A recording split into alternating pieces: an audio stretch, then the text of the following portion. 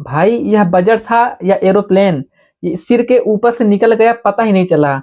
हमारे आम तौर पर जब बजट पेश किया जाता है तो लोगों को लगता है कि इस बार कुछ खास होने वाला है। बजट में प्रेजेंट और फ्यूचर को लेकर क्या-क्या बड़े बदलाव किए जाएंगे और लोगों के लिए कौन-कौन सी फैसिलिटीज प्रोवाइड की जाएंगी। खासकर ट्रेडिंग कम्युनिटी और इन्वेस्टर कम्युनिटी के लोगों को एक बात उनके जहन में जरूर चल रही होती है कि गवर्नमेंट इस बार उनके फेवर में कुछ ना कुछ अच्छा करेगी। तो इस वीडियो के एंड तक जरूर बने रहिएगा, क्योंकि इस वीडियो में हम बताएंगे कि इस बजट के पेश किए जाने के बाद मार्केट में जो कंप्लीटली ब्लीडिंग हुआ है वह देखने लायक नहीं है। मार्केट कंप्लीटली क्रैश हो चुकी है। अगर हम बात करें फ्यूचर एंड ऑप्शन के बारे में, जो एसटीटी पहले था यानी सिक्योरिटी ट्रांजैक्शन टैक्स, वह 0.02 से बढ़ाकर 0.05 कर दिया गया है। ऑलमोस्ट दुगने से भी ज्यादा कर दिया गया है। इसका मतलब है ट्रेडर मार्केट से पैसा कमाएगा, इस बात की कोई गारंटी नहीं है, लेकिन उसको टैक्स गवर्नमेंट को भर भर कर देना होगा, इसकी पूरी फुल गारंटी है। अगर बात करें आज की, तो आज मार्केट में लगभग 2% का क्रैश देखने को मिला है और सेंसेक्स यानी बीएसई में 1.88% का करेक्शन देखने को मिला है।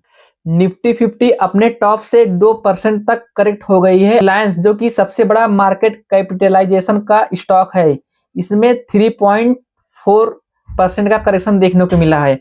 और अगर हम बात करें एचडीएफसी की, तो इसमें 0.77% का करेक्शन देखने को मिला है। और भारतीय एयरटेल की बात करें तो इसमें 1% का करेक्शन देखने को मिला है। अगर हम आईआरएफसी की बात करें, जो कि रेलवे का स्टॉक है, इसमें 5% से भी ज्यादा करेक्शन देखने को मिला है।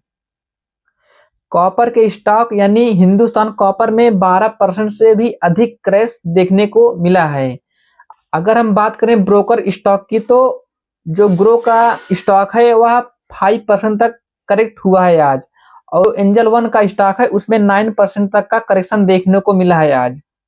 हम बात करें कुछ मेटल सेक्टर के बारे में, तो जो सिल्वर बीज यानी सिल्वर का ईटीएफ है, यह अपने टॉप से 11.86% का करेक्शन देखने को मिला है। और गोल्ड बीज यानी जो गोल्ड ईटीएफ है, यह अपने टॉप से 6.72% तक करेक्शन देखने को मिला है।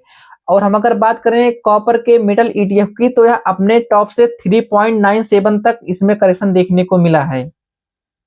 कुछ ऐसे भी सेक्टर रहे हैं जिनमें कुछ पॉजिटिव सिग्नल देखने को मिला है। अगर हम बात करें फार्मा सेक्टर की, यानी सन फार्मा का जो शेयर है, यह अपने टॉप से 0.93% तक पॉजिटिविटी दिखाई है। और मैक्स हेल्थ केयर के शेयर में 2% की बढ़त देखने को मिली है। अगर हम बात करें टेक सेक्टर की, तो जो टीसीएस का शेयर है उसमें 2% बढ़त देखने को मिली है। और इंफोसिस के शेयर में 0.82% की बढ़त देखने को मिली। तो ओवरऑल यह मार्केट की सिचुएशन रही है। अगर हम बात करें गवर्नमेंट ने इस बजट में कौन से सेक्टर पर ज्यादा फोकस किया है, तो सबसे पहले हम बात करते हैं मैन्युफैक्चरिंग यानी सेमीकंडक्टर में चिप्स और इलेक्ट्रॉनिक प्रोडक्ट्स को लेकर गवर्नमेंट इस बार बहुत ही बड़ा इसमें बदलाव लाएगी। बायोफार्म यानी फार्मा इंडस्ट्री में, वैसे तो इंडिया नंबर 1 फार्मा कंट्री है जो मेडिसिन को एक्सपोर्ट करती है, और गवर्नमेंट इस सेक्टर को और स्ट्रांग करने के लिए इसमें ज्यादा फोकस करने की बात कही है। रेयर अर्थ मैग्नेट उद्योग और केमिकल पार्क जैसे उद्योगों को ज्यादा मजबूत किया जाएगा।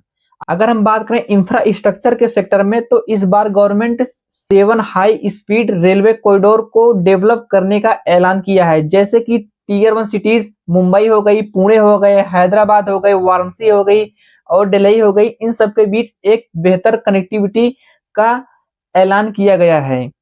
20 नए नेशनल वाटरवेज यानी राष्ट्रीय जलमार्ग पर काम तेजी से किया जाएगा, जिससे कि नहरों और नदियों और झीलों के बीच जो नया राष्ट्रीय जलमार्ग बनाया जाता है, उनको एक बेहतर और सुसज्जित तरीके से डेवलप किया जाएगा और ट्रांसपोर्टेशन आसानी से किया जा सके।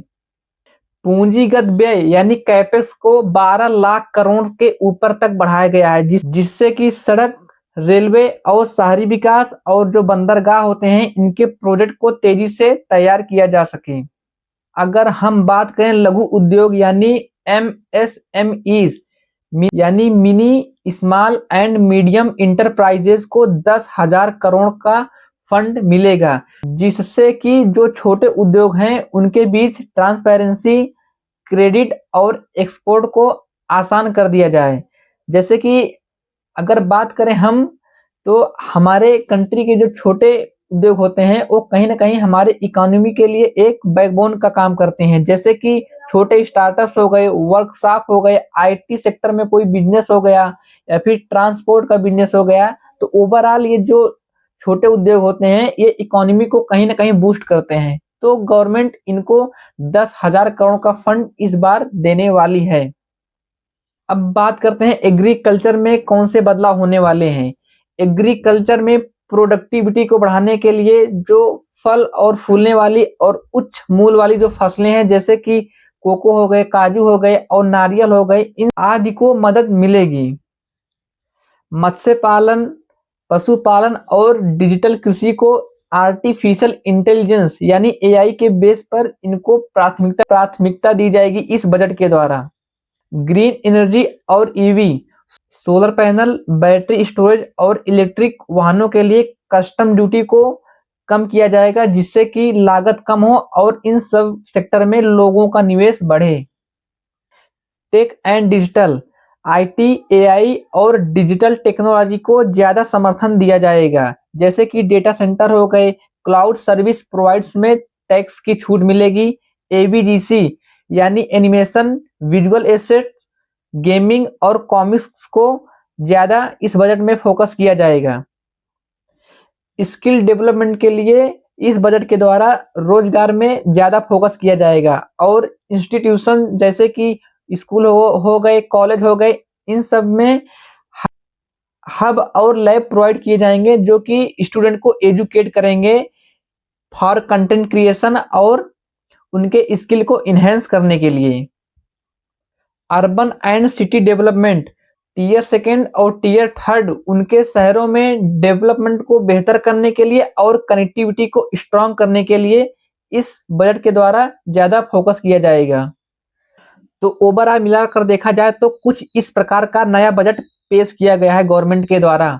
तो आप लोगों का इस बजट को लेकर क्या राय है, आप कमेंट में जरूर बताइएगा। अगर यह वीडियो आपको थोड़ी भी इंफॉर्मेटिव लगी हो तो चैनल को सब्सक्राइब जरूर कीजिएगा और यह वीडियो अपने फ्रेंड या फैमिली मेंबर के साथ जरूर शेयर कीजिएगा। मिलते हैं नेक्स्ट वीडियो में, तब तक के लिए जय हिंद।